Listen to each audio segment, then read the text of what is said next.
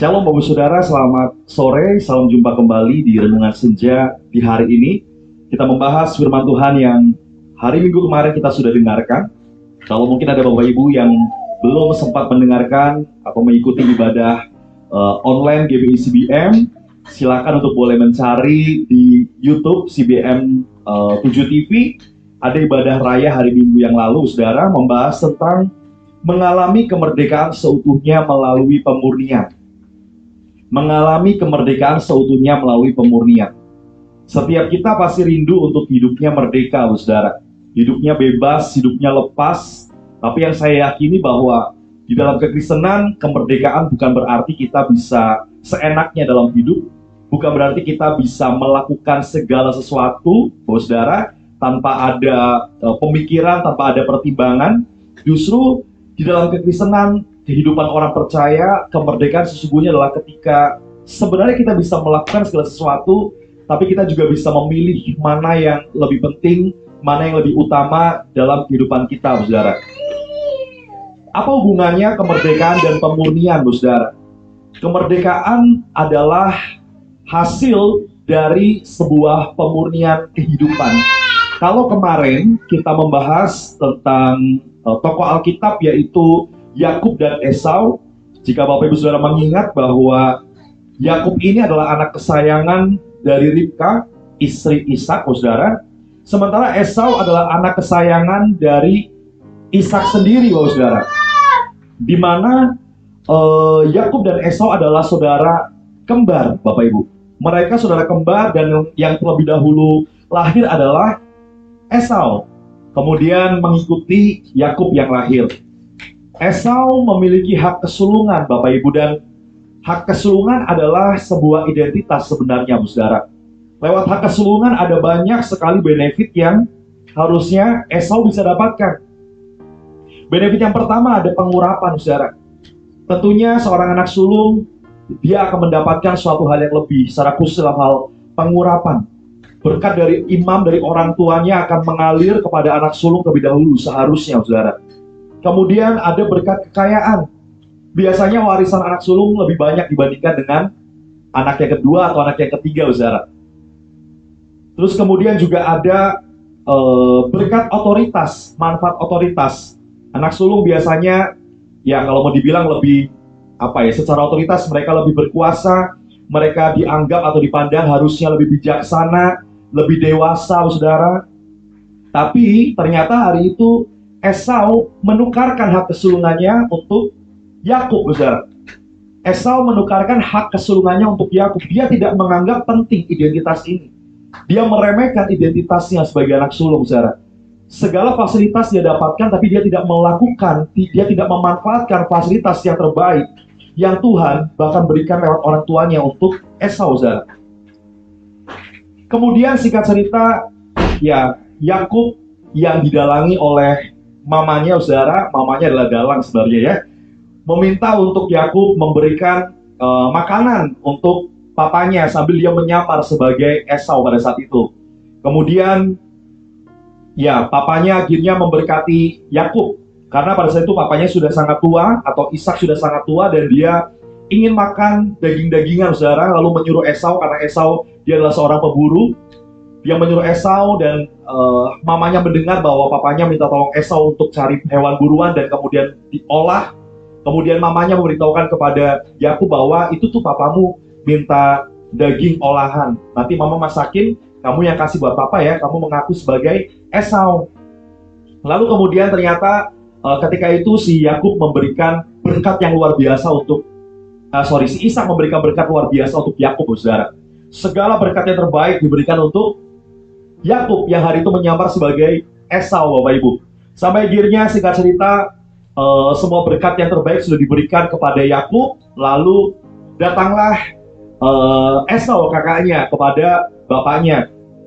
Kemudian bapaknya bingung dong karena yang pertama tadi mengaku sebagai Esau, lalu ini Esau yang mana lagi? Ternyata itu Esau yang kedua, yang sesungguhnya, Saudara. Esau yang asli adalah Esau yang datang yang kedua. Sementara pada saat itu bapaknya nggak bisa lihat. Kemudian Esau meraung-raung lah, dia meminta berkat kepada bapaknya. Tapi ternyata setiap berkat yang terbaik sudah diberikan kepada Yakub pada saat itu. Dan bahkan apa yang disampaikan oleh papanya pada saat itu adalah berkat-berkat yang kalau mau dibilang bukan berkat, saudara, tapi ya sebuah perkataan-perkataan yang membuat Esau kecewa. Karena dikatakan seperti ini, saudara. Di Kejadian 27 ayat 30 sampai dengan 40. Lalu Ishak menjawab Esau, katanya, sesungguhnya telah kuangkat dia menjadi tuan atas engkau, dan segala saudaranya telah kuberikan kepadanya menjadi hambanya.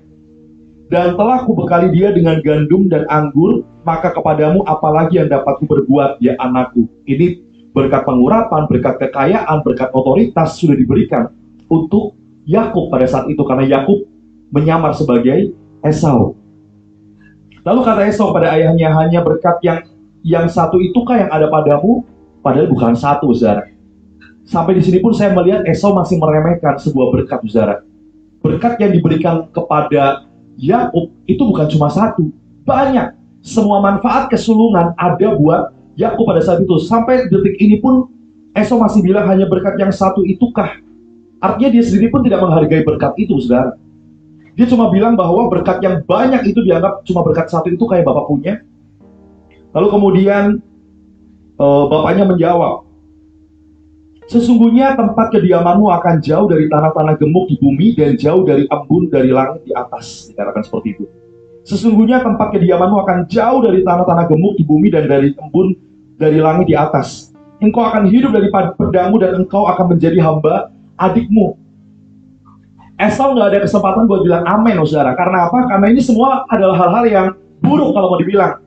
Kemarin saya juga sampaikan ketika kita sebagai seorang anak, saudara, kemudian orang tua kita memberkati kita, kamu pasti akan jadi anak yang miskin, kamu pasti akan jadi anak yang terkutuk, kamu pasti akan jadi anak yang susah payah. Pasti kita nggak aminkan, saudara. Demikian juga dengan Esau, dia nggak aminkan. Karena apa? Karena dia nggak mau. Dia maunya yang terbaik, saudara. Dia maunya yang terbaik. Tapi ada harapan untuk Esau pada saat itu. Papanya bilang seperti ini di Kejadian 27 ayat 40. Tetapi akan terjadi kelak apabila engkau berusaha sungguh-sungguh. Kuncinya di sini, saudara, berusaha sungguh-sungguh. Maka engkau akan melemparkan kuk itu dari tengkukmu. Kuncinya adalah berusaha sungguh-sungguh.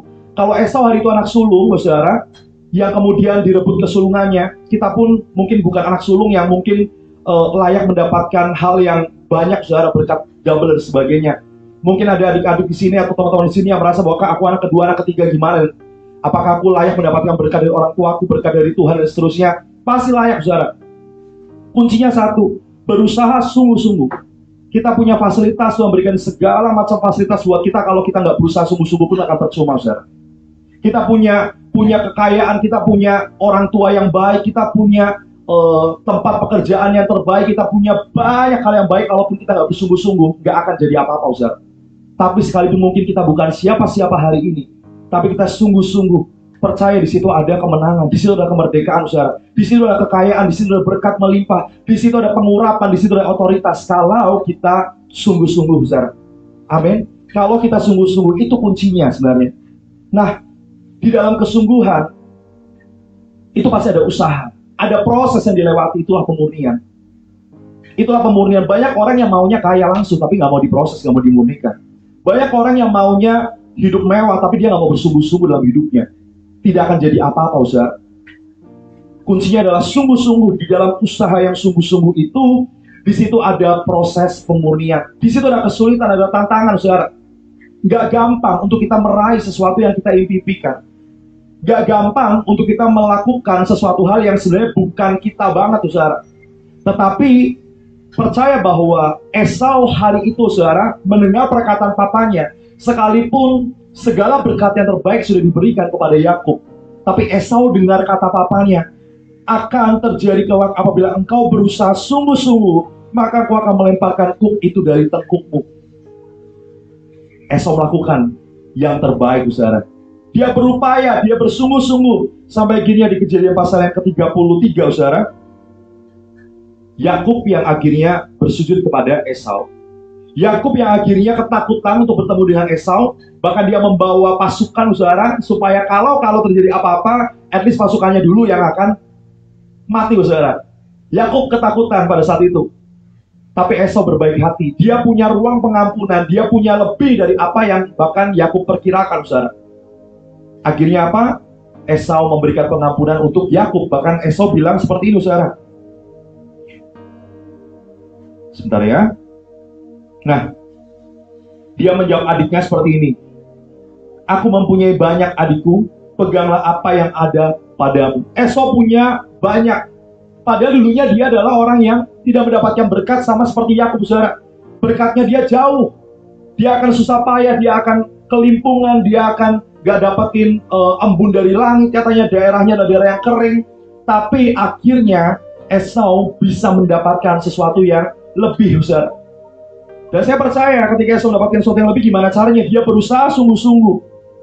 Bahkan di dalam terjemahan yang lain, Kejadian 27:40 dikatakan seperti ini, but when you decide to be free, you will break loose. Waktu kita memutuskan untuk bebas, kita akan lepas, kita akan bebas, saudara. Coba kita pikirkan saat ini, tengkuk apa atau kutuk apa yang saat ini mungkin masih kita rasa ada dalam hidup kita.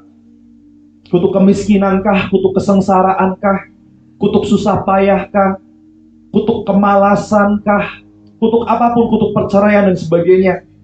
Kita punya kuasa untuk memutuskan itu semua, amin. Kita punya power, kita punya otoritas dari sorga untuk memutuskan itu semua, sehingga apa? Akhirnya kita akan jadi orang-orang yang lepas, saudara. Amin.